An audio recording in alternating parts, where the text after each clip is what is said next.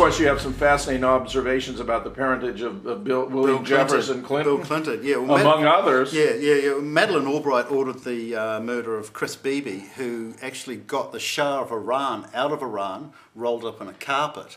A flying carpet. Well, you probably put aboard a plane, right?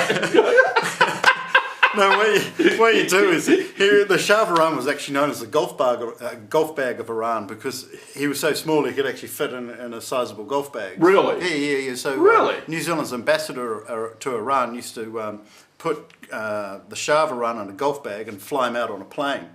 No kidding. Yeah.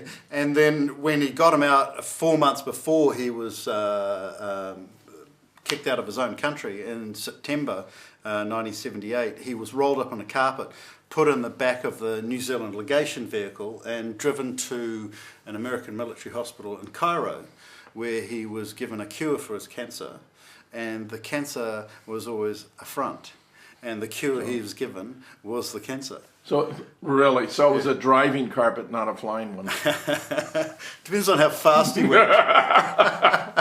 So with Bill Clinton, appears to be his mother appears to be Pamela Harriman, and they have the same sexual habits. Pamela Harriman married around 4 times. And the father appears to be Winston Churchill. And it's interesting that Pamela Harriman and Winston Churchill lived together for the whole of World War II in 10 Downing Street. Is that a fact? Yeah. Pamela Harriman was actually Winston Churchill's daughter-in-law. She was married to Randolph Churchill the Younger, and Randolph Churchill was a bit of a psychiatric nutcase.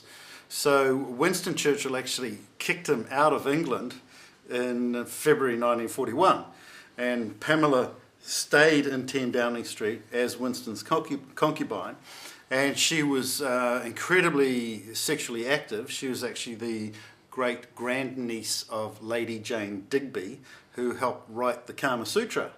Really? Yeah. So Winston Churchill needed to gather intelligence. So what he did is he created the Churchill Club under Grosvenor Square. Here we are in London. And the madam who ran it was Pamela Digby Churchill, his daughter-in-law. And she was very active in the brothel. And all of the Allied intelligence officers and Allied officers would come there and all gossip, we're in the Churchill Club, and release their secrets. And then they'd get a shag with whoever. But Pamela Digby Churchill was extremely easy to seduce. All you had to do was not vomit on her. Goodness.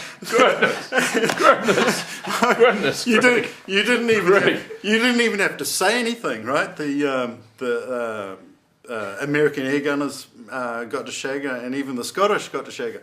And they had a bet up in Scotland of who could shag Mrs. Churchill. And so the Scotsman had a bet, and he had to do it without speaking because of his Scottish accent. He still managed. And all he had to do was flick her nipples and she was yours, right? So towards the end, or right after the end of the war, there was the Atlantic Charter, right, which was actually not about anything, and everything they listed was what it was about never happened, and it was done in Nova Scotia. So it was done in a place that was not a place, because they're changing the names of the places. They actually moved the towns, and they moved who controlled the harbours, and it was done in a time that wasn't a time. So it was never a contract, and it was actually about checker children. So England needed to create a president of the United States to create enough money in the American Treasury to pay back the Lend-Lease war debt. Right? Which was a huge sum of money, trillions of dollars. So Winston Churchill, after the war, had sex with his daughter-in-law, Pamela Digby Churchill, who was separated from her husband for 4 years, and gave birth on Max Aitken's estate, who was Lord Beaverbrook, who was a very, very close aide of Winston Churchill.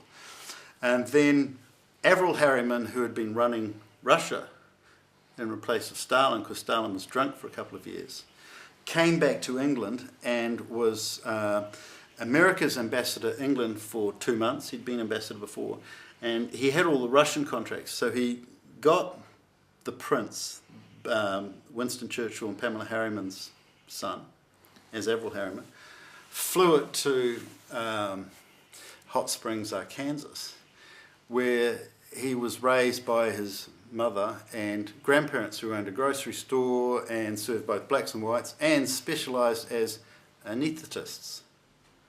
And then Bill Clinton's mother also trained as an anaesthetist straight after. And then they raised Bill Clinton, and then Bill Clinton's aide, his advisor was Fulbright, and then he went to Oxford University, which is what you'd expect of the son of the British Prime Minister.